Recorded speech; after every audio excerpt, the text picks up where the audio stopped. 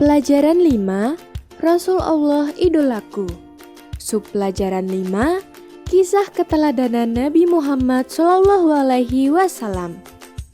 Nabi Muhammad SAW adalah nabi terakhir dari 25 nabi dan rasul. Dan tidak ada nabi dan rasul sesudahnya. Nabi Muhammad lahir di kota Mekah Al-Mukarramah pada hari Senin, tanggal 12 Rabiul Awal, bertepatan dengan tahun gajah atau 20 April 571 Masehi. Nabi Muhammad SAW lahir sudah dalam keadaan yatim. Abdullah, ayahnya, telah lebih dahulu wafat.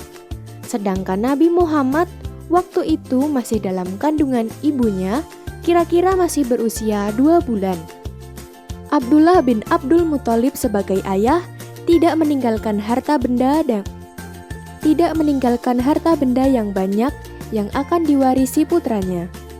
Abdullah hanya meninggalkan beberapa ekor unta saja. Ibu Muhammad bernama Aminah binti Wahab, dari kalangan suku Quraisy yang terpandang mulia di masa itu. Nabi Muhammad SAW pada masa bayi diasuh oleh Halimah. Setelah usia lebih kurang 2 tahun, Halimah menyerahkan kembali Muhammad kepada Aminah. Pada masa kanak-kanak, Muhammad kecil selalu diajak pamannya Abu Thalib menggembala kambing.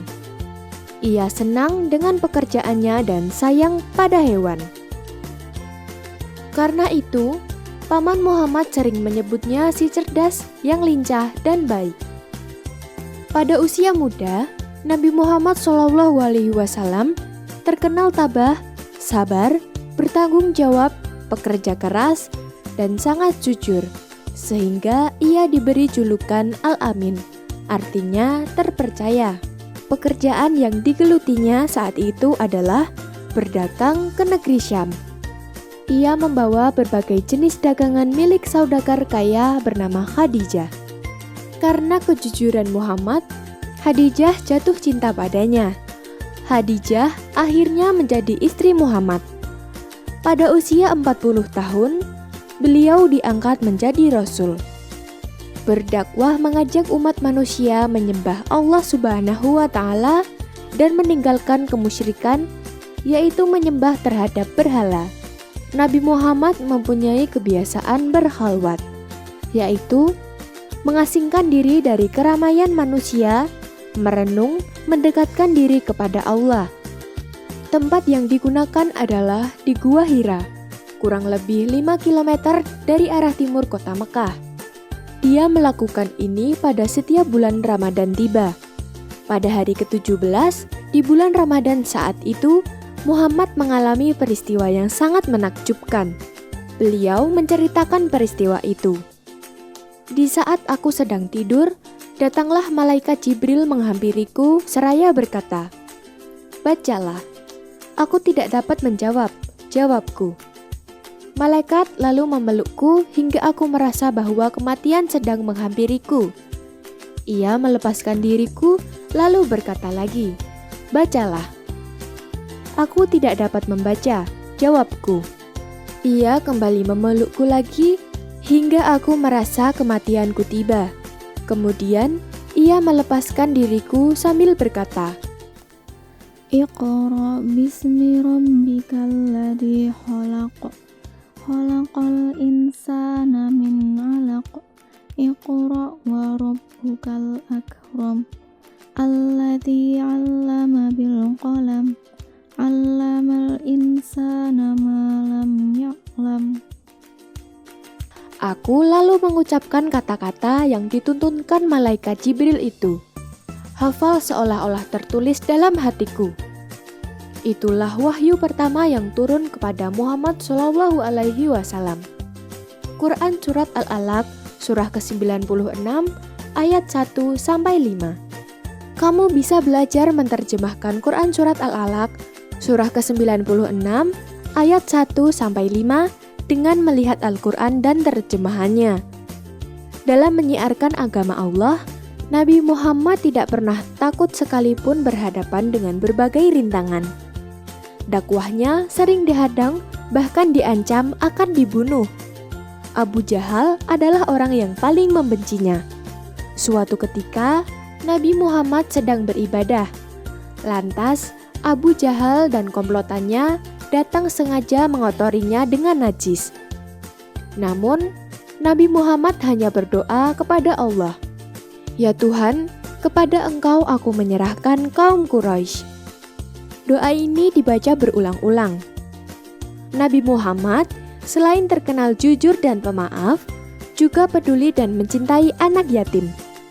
Nabi pernah bersabda, "Barang siapa yang merawat dan mengasuh anak yatim dengan sebaik-baiknya, kelak mereka akan masuk surga dan tempatnya berdekatan dengan Nabi." Hal ini diisyaratkan Nabi dengan jari telunjuk dengan jari tengahnya yang berdekatan dan tidak terhalang apapun. Begitulah cinta Nabi Muhammad kepada umatnya, terutama kepada anak yatim. Rasul terakhir adalah Nabi Muhammad SAW. Dialah Nabi dan Rasul penutup. Tidak ada lagi Nabi dan Rasul setelahnya, karena Nabi Muhammad sebagai penutup para Nabi, maka sering disebut dengan Khatamul Anbiya, artinya penutup atau penghabisan para Nabi dan Rasul. Dalam kisah keteladanan Nabi Muhammad, kita tahu bahwa Nabi Muhammad lahir bertepatan pada tahun gajah atau tahun 571 Masehi.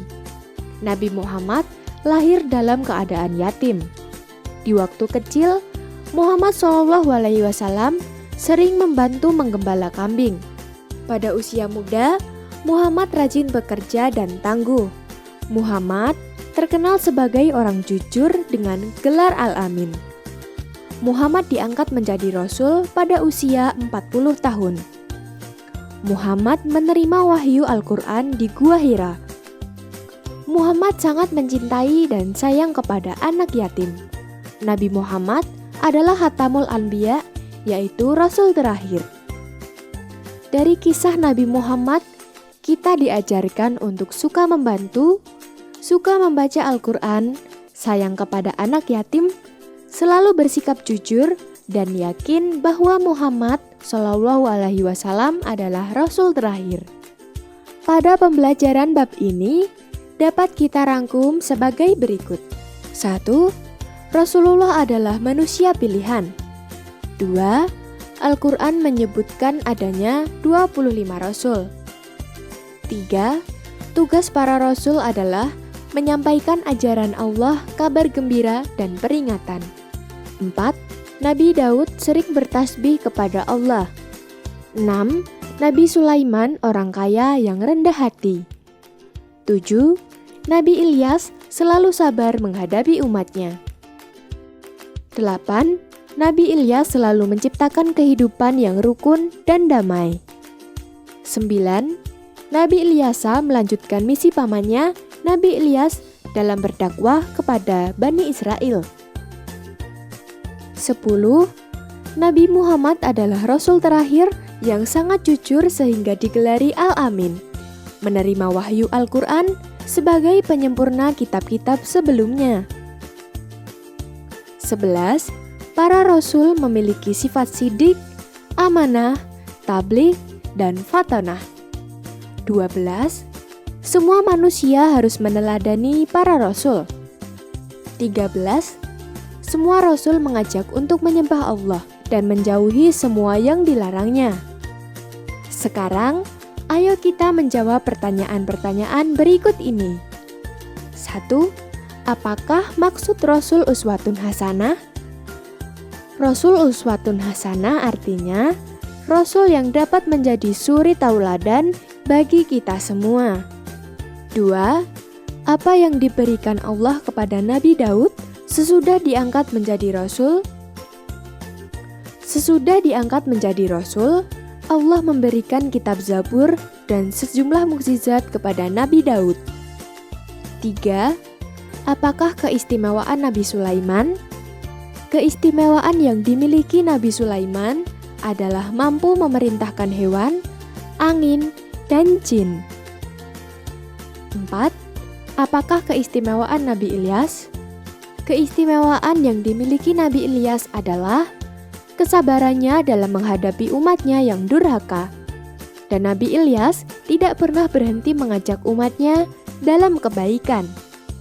5. Apakah keistimewaan Nabi Ilyasa? Keistimewaan yang dimiliki Nabi Ilyasa adalah mampu menciptakan kaumnya hidup rukun, tentram, dan makmur karena berbakti dan bertakwa kepada Allah.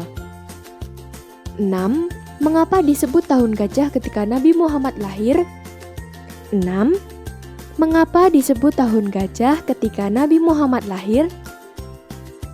Kelahiran Nabi Muhammad disebut sebagai tahun gajah karena lahirnya Muhammad bertepatan pada penyerangan Raja Abrahah ke kota Makkah dengan mengendarai gajah. 7. Bagaimanakah sikap Nabi Muhammad terhadap orang-orang yang hendak membunuhnya? Sikap Nabi Muhammad terhadap orang-orang yang hendak membunuhnya adalah tetap sabar dan tabah, serta mendoakan mereka agar diberikan hidayah oleh Allah. 8. Jelaskan sikap terpuji Muhammad pada masa anak-anak dan pemuda. Pada masa anak-anak, Muhammad kecil sayang pada hewan. Pada usia muda, Nabi Muhammad SAW terkenal tabah, sabar, bertanggung jawab, pekerja keras, dan sangat jujur sehingga mendapat gelar Al-Amin. 9. Uraikan sifat-sifat utama para rasul. Sifat-sifat utama para rasul antara lain sidik. Sidik artinya jujur. Rasul-rasul utusan Allah selalu berkata dan berbicara sesuai fakta dan kebenaran. Dalil bahwa rasul-rasul utusan Allah memiliki sifat sidik terdapat dalam surah Al-Hasyy ayat 7. Amanah. Amanah artinya dipercaya. Rasul-rasul utusan Allah selalu dapat dipercaya. Dalil bahwa rasul-rasul utusan Allah memiliki sifat amanah terdapat dalam surat Asy-Syu'ara ayat 143. Tablik. Tablik artinya menyampaikan. Rasul-rasul utusan Allah selalu menyampaikan semua wahyu yang Allah turunkan kepada orang lain. Dalil bahwa rasul-rasul utusan Allah memiliki sifat tablik terdapat dalam surat Al-Ahzab ayat 39. Fatanah. Fatanah artinya cerdas atau pandai. Rasul-rasul utusan Allah memiliki kecerdasan yang sangat bagus, sehingga mampu berdakwah dan menyampaikan wahyu yang Allah turunkan. Dalil bahwa rasul-rasul utusan Allah memiliki sifat fatanah terdapat dalam surat Al-An'am ayat 83.